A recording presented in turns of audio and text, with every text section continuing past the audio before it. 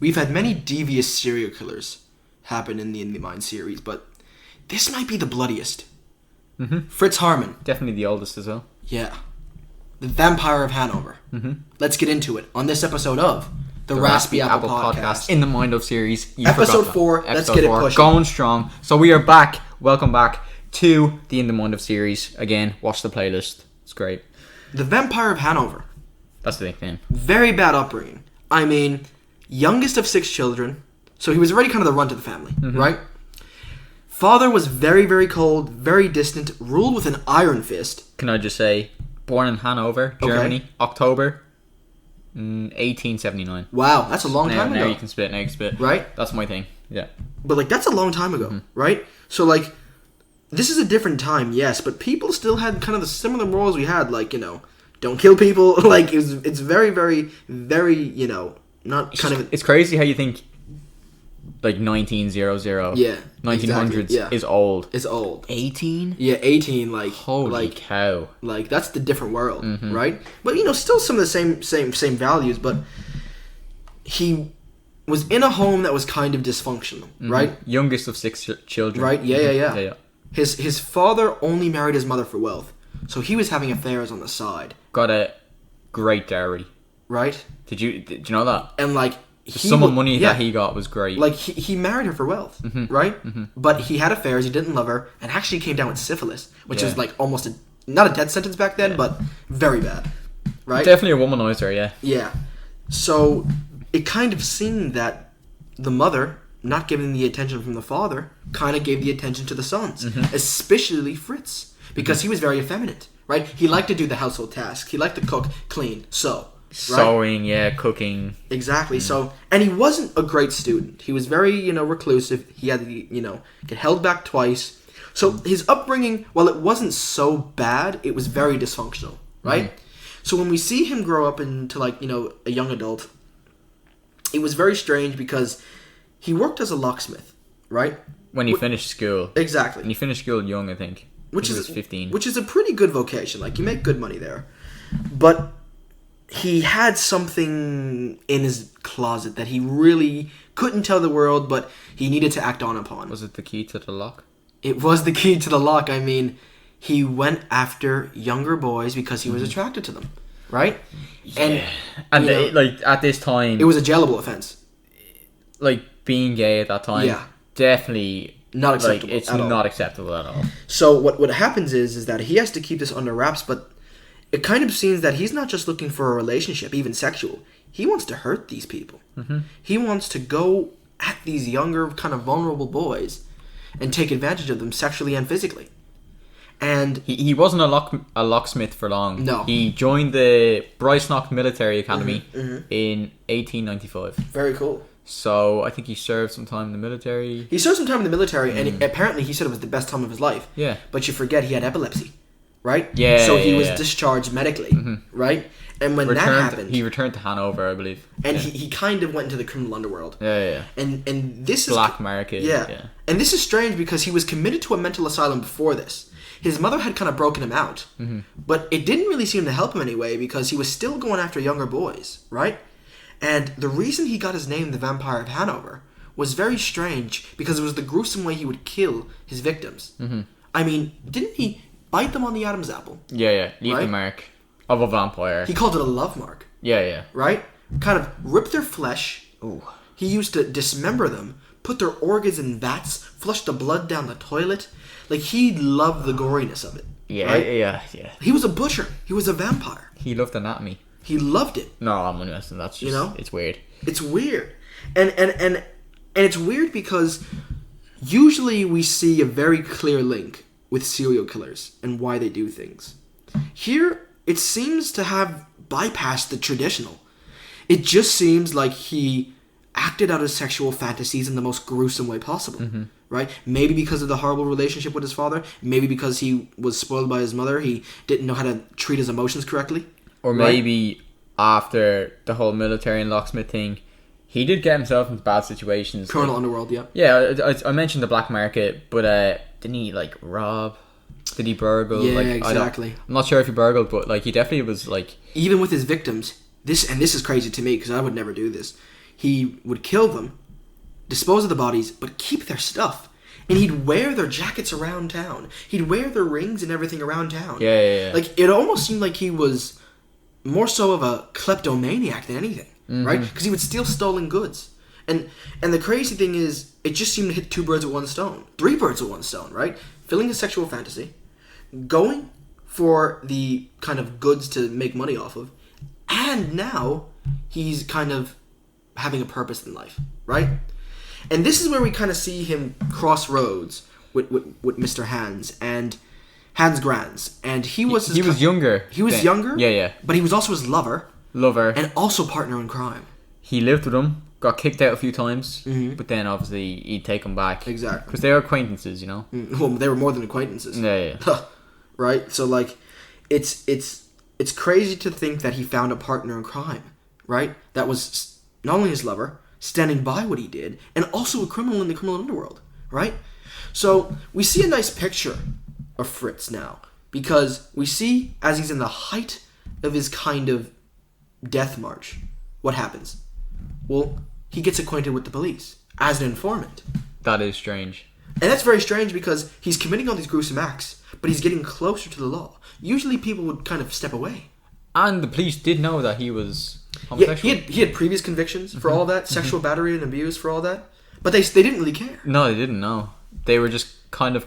although he was a bad guy, they believed they were catching other bad guys. And it seems like they wanted to not only look over his crimes, but use him as a tool, right? Which is strange because... Do you think the police thought he was using... Or obviously... Okay. Do you think the police thought they were using him? Or did Haarmann... think he was using them? Exactly. Yeah. I think it was a case of... keep your friends close, but your enemies closer. So if he's all buddy with the cops, he knows what they're doing. He has things. He probably even has people on the payroll. So he can kind of get away with more than he would have, say, if he wasn't doing any of that. I feel like it was cat and mouse back and forth. Yeah. I think he had them, they had him, you know. Because obviously, working for the police, he was committing his own crimes. Exactly. You know, so he definitely was aware. 100%. 100%. But he goes on this killing spree. He goes on this killing spree with no regard for the law, right? Like, in the end, he was convicted for 24 bodies, or 24 deaths. But it was said he killed over 70. Some people say he killed over 100. I think in his prosecution, or even if there was one back then, there was 3 that he wasn't, that weren't like put down with him. Exactly. But he admitted to all of them. It was like 27, but they dropped 3. Yeah. So which is and you know the crazy thing is I would just put it all. Like I know we're trying to be fair here, but like he killed 24. He probably killed the other 3. But this happened in Germany. Yeah, exactly. And this is the time where Germany lost the war. Yeah, the First World War. And this is why it could happen though. The economy is like, you know, in shambles.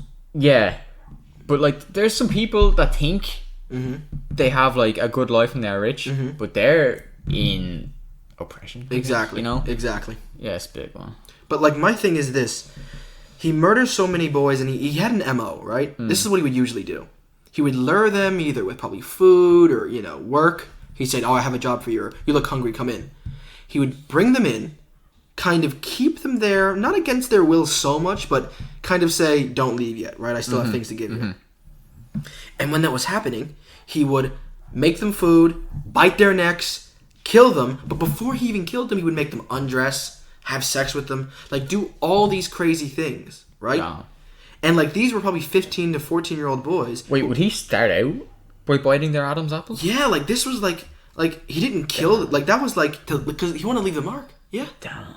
So like it wasn't like this man was just killing for the sake of killing. Surely he's called the Vampire Killer. Yeah, he's called the Vampire of Hanover. Okay. Yeah. And the Butcher of Hanover. Yeah, both because he's so bloody, right? The way he kind of dissected the bodies, right? I like that. Yeah. But the crazy thing with this is, with all the people he killed, right? And with all the things he was said to do, throw out their bodies and everything, it seems like he never really got that need fixed because he had a lover. So what was the point of doing this? It goes beyond just trying to say satisfy your sexual needs, right?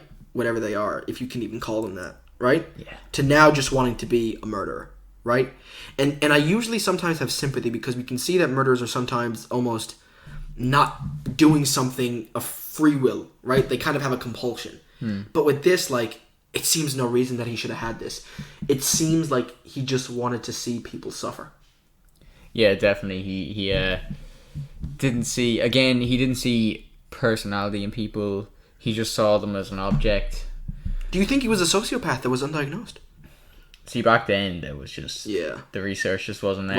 Wasn't there. And the research of him is, like, it's kind of vague. It's vague, yeah, because again, we're talking about maybe 120 years ago now. More. Yeah, damn, think about that. So, like, it's crazy to think that someone nowadays could have been named, you know, psychopathic, psychosis, all these different terms we have. Like... person nowadays commits one murder and we know more information than someone who killed 70. Yeah, you know. Yeah. But like back then. Yeah, exactly. Do I think he was a sociopath? I don't think so because he just seemed too emotionally invested. He was just, you know, mollycoddled as a child. Teachers saw him daydreaming and all that. It's tough. Development is very important because you never know how people can turn out with bad development. Mm-hmm. My thing is with the situation in Germany is it was a perfect storm. Like, they were after the war, no police force, the army was gone, the black market was rising. Like, he just had free reign almost. Basically, yeah. Although there was some sort of police, but it just wasn't as strong, wasn't exactly. there? Yeah, exactly. But see, when he was getting investigated, and this is important, they actually had to get foreign investigators, like from a different town in Germany, because he had kind of built up a relationship with the police. Okay. Like, they thought that if they used local police officers to actually come in, they would, you know, kind of muddy up the investigation. Yeah. And speaking on the investigation, it's very interesting how it started out. One day a boy saw a skull floating in the river. Yeah. Right? Yeah. Which people probably thought was normal because there was a typhoid outbreak. Mm-hmm. People were dying left, right, and center. Mm-hmm. It's not that uncommon. Yeah. Right? Obviously, being a kid, seeing that, you're kind of traumatized. But like, you're going to speak about it. If you're used to it, you're like, oh, there's a skull. And the police probably like, oh, yeah, that's normal. Right? But they investigated, don't they? They investigated it because many other skulls were found. All of kind of younger men, they thought. Well, they probably had the signs to probably tell the age, but they probably could tell the shape of the skull, the size of the skull was a man's head. Developed or exactly. Yeah. Right? And they found too many of these, but then they also found bags of bones, which is like, well, now there's foul play here, right? Now there's foul play, and it made the press suspicious. Because what people seem to not realize is that there was over 600 missing boys in Hanover that year. Really? 600, yeah. So, like, this was happening all over the place. In a percentage, how many do you think he killed? Like, he's saying, what, 70 plus? So, like, round it up to 100, a sixth. A sixth? Like, he's responsible for, like, a sixth. Like, imagine someone being responsible for a sixth of all murders in Dublin. That's, like, what, 18%? Yeah. Of Hanover's missing people? That's crazy. That's a pretty high number. That's a very high number for one person. I was just going to say, one person. Great minds, right? Like, for one person, like... But the press caught on. This made the police kind of have to do more, right? But it was the locality, it was the neighborhood that said, no, we're going to form a search party along the river, right? Oh, okay. Because obviously the police wasn't there. They were underfunded. Yeah. They were just, they couldn't do much. Fair play. Right? Fair play. Completely fair play. And they did it. They did it great. Like, they found 22 bones, each from a different person, each dismembered, just like the skulls. They were cut off by the joints. But yeah. Right? Like a vampire almost. Foreshadowing. But, like, and the doctors were able to see these are 22 different bones from 22 different people. And this is where we see a kind of a twist from our other In the Mind series people, because the police were immediately suspicious of Fritz. Like, they were immediately suspicious of him because of his criminal past. Yeah. His crime rate was kind of more than others. Yeah, exactly. And that these were all young boys. He had a history of, you know, homosexual battery, right? Yeah. So, like, they probably thought, but what really kind of gets me, and it's not funny, but it's interesting, that the whole neighborhood snitched on him. Like, his whole neighbors were all like, oh, I saw him leaving with bags that looked too heavy. I bought meat from him that made me sick. It wasn't human meat, right? Whoa. Yeah, like, his landlady bought meat from him once. Thought it was pork. Feeds it to her whole family. They get sick for like a week. Never buys meat again. Now, yes, pork could have been bad. That will turn you vegan. It really would turn you vegan, right? It would turn the carnivore vegan. Like, it probably wasn't true. He probably wasn't selling people human meat. But that thought in your mind could never go away. Yeah, especially if you're... I don't know if he sold stuff, but like a regular customer, like, damn, maybe that time when I did eat that meat, Exactly. I enjoyed it. Exactly. You know? It's like, now I have a taste for it. Oh no, I have to kill people now. Like, that's where the logical conclusion goes. Yeah, right? It's a stretch, but No, it's worth saying. But the neighbor snitched on him, and they began surveillance on him. Now, at first, when they began surveillance on him, he was denying it, right? Yeah. They got his possessions. They had the family members identify it, right? And this is where the kind of beginning of the end was. But basically, he was like, "Oh, I got those at the block market, or those were just given to me." But the one thing is, one of his victims had a very distinct yellow trench coat, which he was seen wearing. And that was when they really tipped him off, right? So what happens is the police get a search warrant for his house. They come into his house, and they find a skull in his backyard. That's crazy. I mean, if you're just gonna... Like the audacity, right? Yeah, it's like...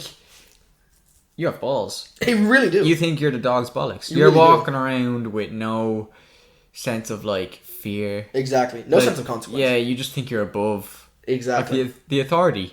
If there was one, and his belongings and his skull were found in this house. So like then it's undeniable, right? And Fritz knew that too.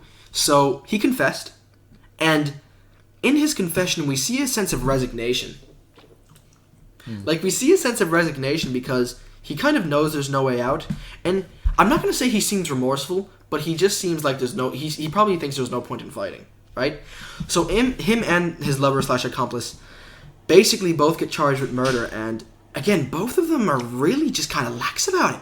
Like, even things he said he didn't do, he was like, just put them on me. I probably did them. Like, he seemed like a man that was always kind of discontent, and now it was just catching up to him, and he might as well not even fight it. I do think of that because he was said to not have a fear of death. Yeah, which is really weird. Like he had a quote I think before his death. Mm-hmm.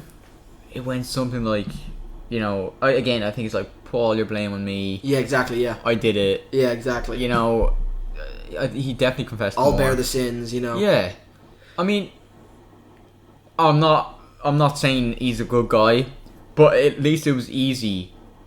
At least he didn't make the victim's family suffer by denying it. Yeah, like it was easier for the authorities to rest their case. Exactly. It's just because some people, obviously nowadays and like kind of more recent in history, some people deny it. Exactly. Some people plea bargain. This man just literally went, give me my punishment. Which that's the one silver lining, because at least I can respect that to a degree.